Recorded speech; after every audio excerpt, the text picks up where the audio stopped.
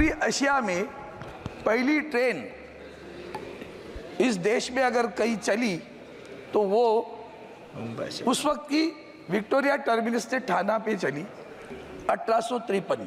Train जिसने शुरू करी उनका नाम है जगन्नाथ शंकर सेठ। GIP railway, great Indian peninsula, 1853 में इस देश में जो ट्रेन शुरू हुई उसका कहीं जिक्र नहीं। मुझे दर्द है, दुख है, मैं व्यथित हूँ। पिछले 10 वर्ष से मैं मांग करते आया हूँ कि स्वर्गीय नाना शंकर सेठ जी का नाम मुंबई सेंट्रल के स्टेशन को दिया जाए। इतने छोटे दिल के लोग हैं भारतीय जनता पार्टी वाले, भूल गए वाजपेयी जी की बात। छोटे मन से आदमी बड़ा नहीं होता। कवच कहाँ है? कवच तो इनको है, उनको नहीं। कवच गए, कवच लाया था ना, एक्सीडेंट अभी भी रोक नहीं पा रहे आप। इस देश में, पूर्व हिंदुस्तान में, पूरी एशिया में पहली ट्रेन इस देश में अगर कहीं चली तो वो उस वक्त की विक्टोरिया टर्मिनस से ठाणा पे चली 1853। और ट्रेन जिसने शुरू करी उनका नाम है जगन्नाथ शंकर सेठ।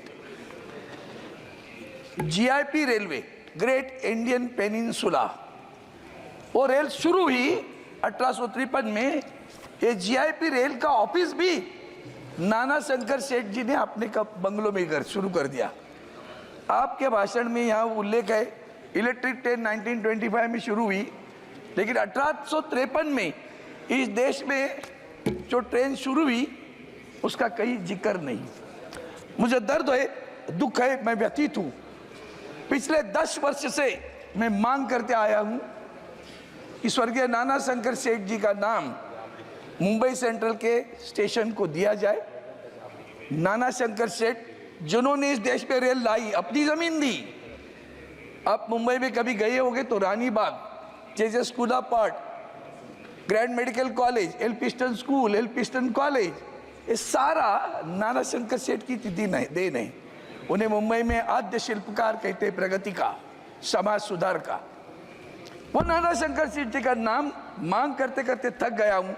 इतने छोटे दिल के लोग हैं भारतीय जनता पार्टी वाले, भूल गए वाजपेयी जी की बात। छोटे मन से आदमी बड़ा नहीं होता। 10 वर्ष कोई राजनीति की बात नहीं सर। जिस शख्स ने इस देश में रेल शुरू की उसका नाम आज तक नहीं दे पाए। हाल ही में उस विक्टोरिया टर्मिनस का नाम छत्रपति शिवाजी महाराज टर्मिनस हुआ। आप अगर मुंबई में जाओगे तो वीटी स्टेशन कहते थे पहले, अभी छत्रपति शिवाजी महाराज टर्मिनस है। शाम को बहुत खूबसूरत किया जाता है। आजकल ब्यूटिफिकेशन बहुत अच्छा कर रही है रेल, जो अच्छा है उसको अच्छा कहूँगा, बहुत खूबसूरत दिखता है। मैं मांग करता रहा, अभी छत्रपति शिवाजी महाराज टर्मिनस नाम दिया है, मैंने मॉडल भी दिया कि छत्रपति शिवाजी महाराज सिंहासन पर विराजमान बैठे हैं। ऐसा ज़्यादा ऊंचा नहीं करना, उस इमारत को शोभा देगी, उसकी शोभा और बढ़ाएगी। वो पुतला वहाँ खड़ा करे। इन्होंने पता नहीं एक पुतला बनाया था, अभी भी पड़ा हुआ है उनके, वो भी नहीं लगाया। अब छत्रपति शिवाजी महाराज का नाम लेते हो। भारतीय जनता पार्टी तो घोषणा देती है। उस दिन भी मैंने कहा छत्रपति शिवाजी महाराज के आशीर्वाद भाजपा के साथ, तो पुतला बनाओ ना भैया, क्यों नहीं कर रहे आप ये?